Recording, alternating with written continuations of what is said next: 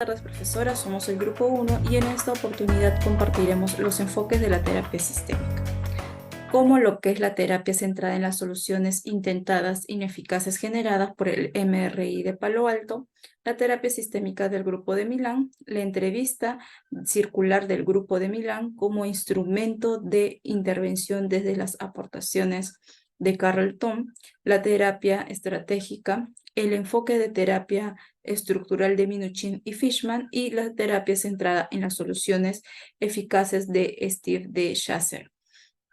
De estas presentaremos las 4 principales. La primera, que es la terapia del MRI de Palo Alto, es un enfoque de terapia breve desarrollado alrededor de 1968, que se centra en intervenir aquellas respuestas ineficaces de los pacientes y sus familias para resolver la situación sintomática.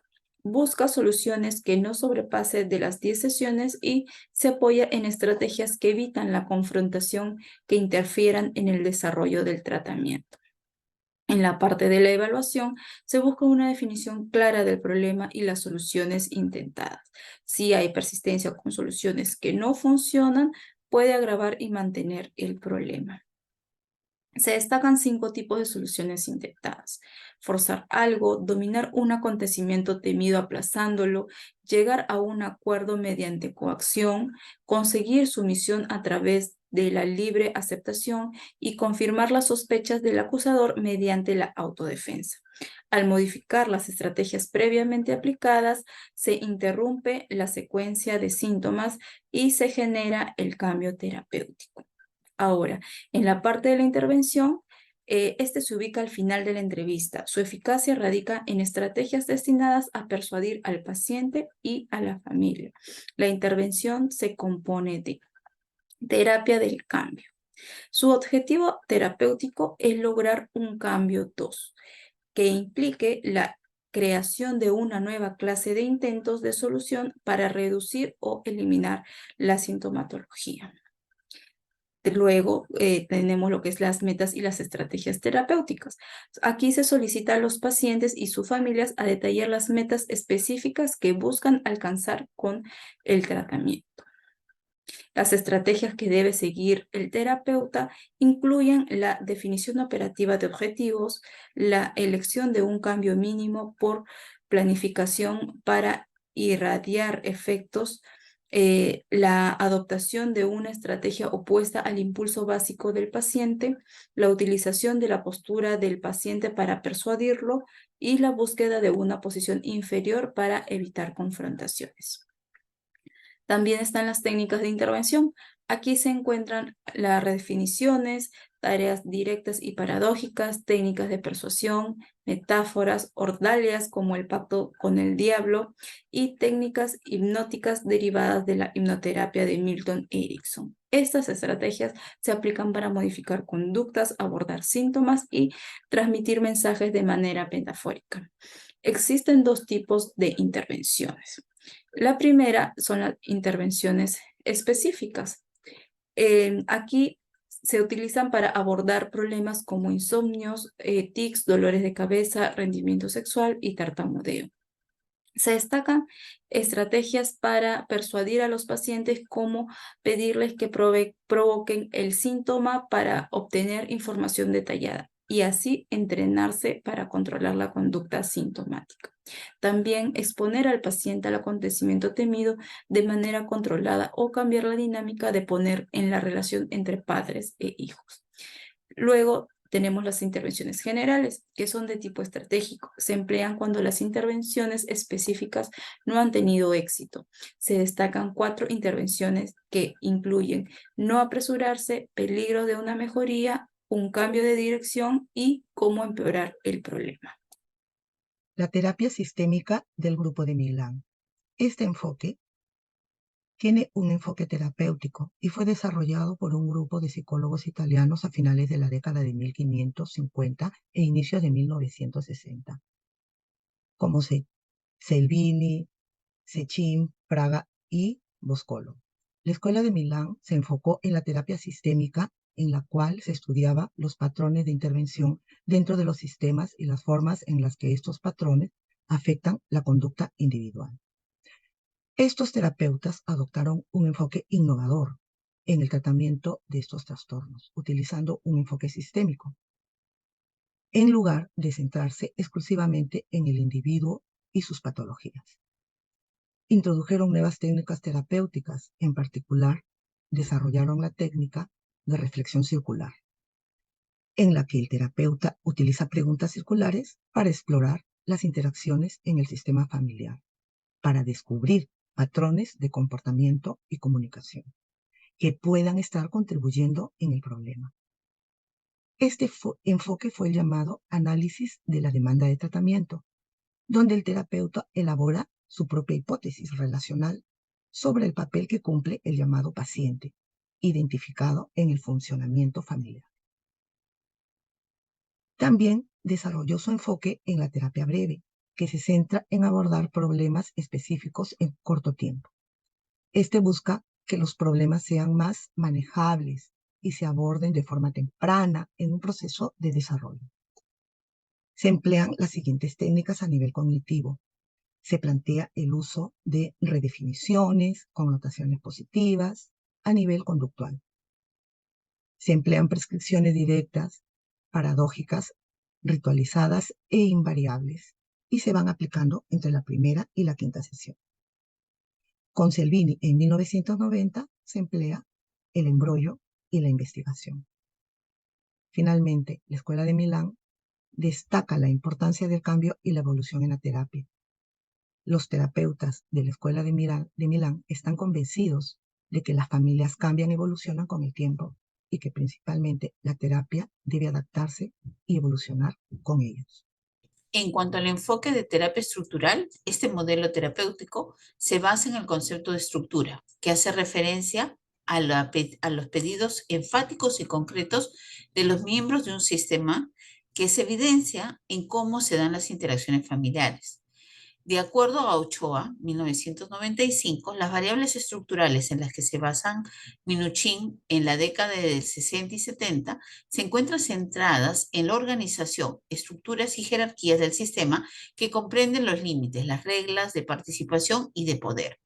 El objetivo de este modelo consiste en crear el desequilibrio en los modelos de interacción que sostienen el síntoma.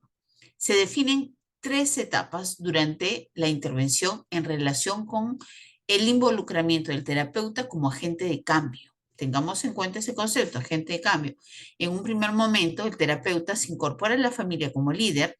En unos segundos se aleja para evaluar la estructura familiar de manera más profunda.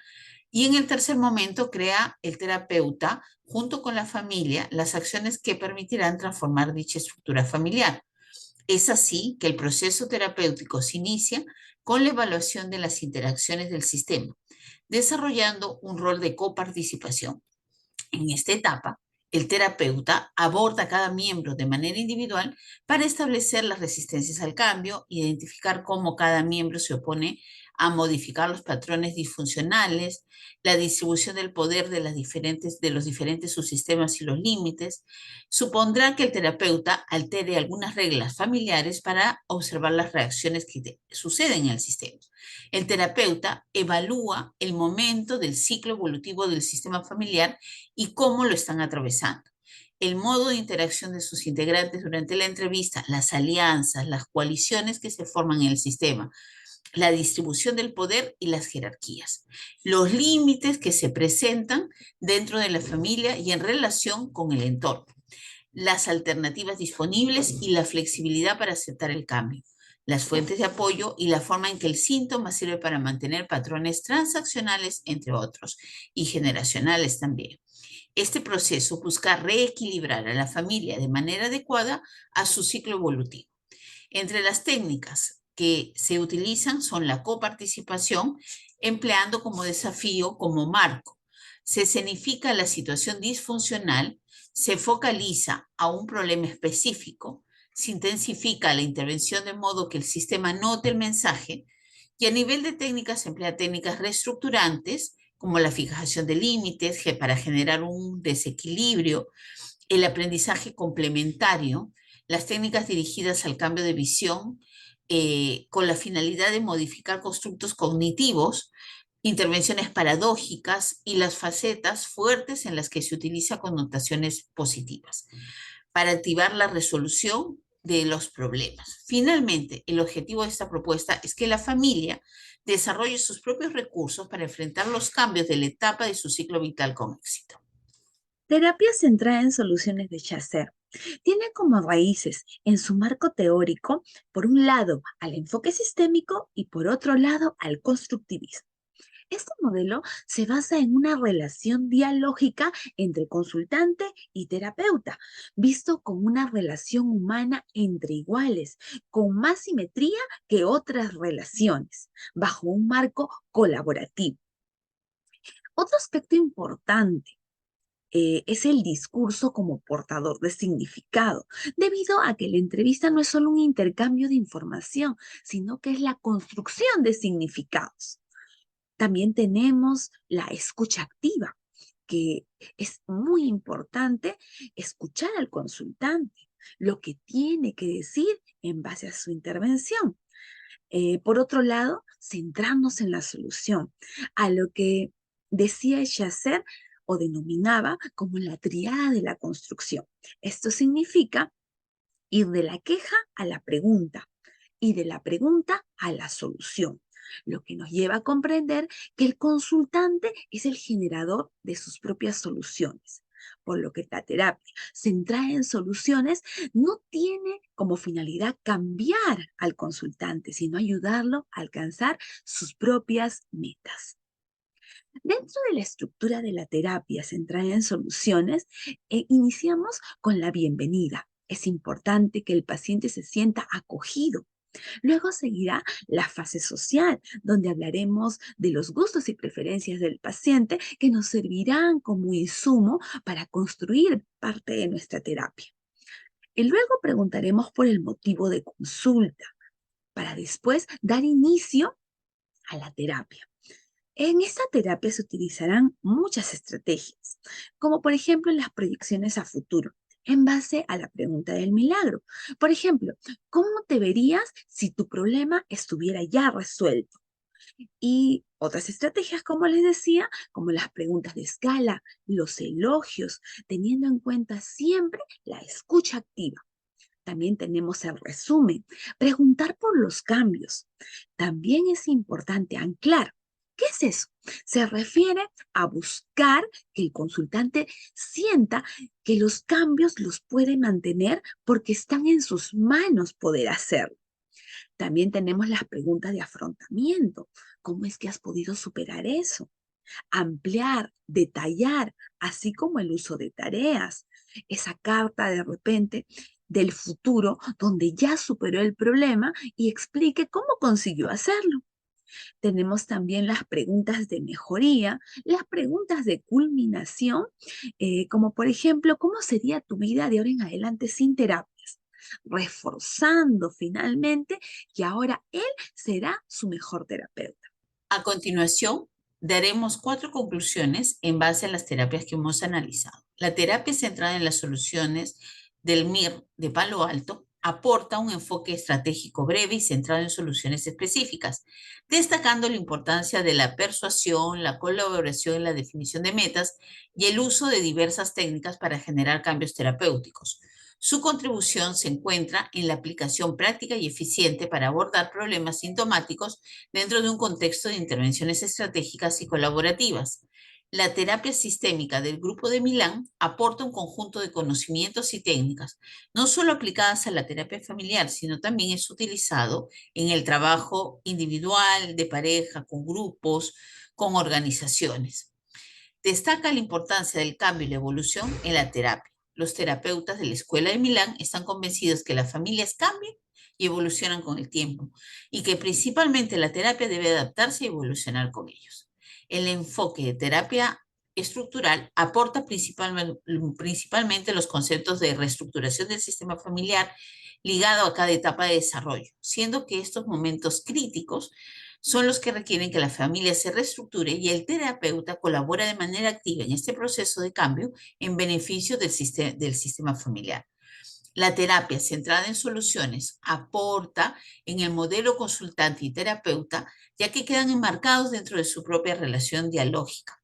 Por otro lado, el consultante es generador de sus propias soluciones gracias al intercambio terapéutico, donde se resalta la escucha activa del terapeuta, respetando la narrativa del consultante. Esta intervención promueve la búsqueda de soluciones, proponiendo tareas que refuercen y amplíen las soluciones, teniendo en cuenta que la evaluación toma en cuenta los cambios mínimos que se generan dentro del sistema. Muchas gracias por escucharlos. Les dejamos con nuestras referencias. Hasta otra oportunidad.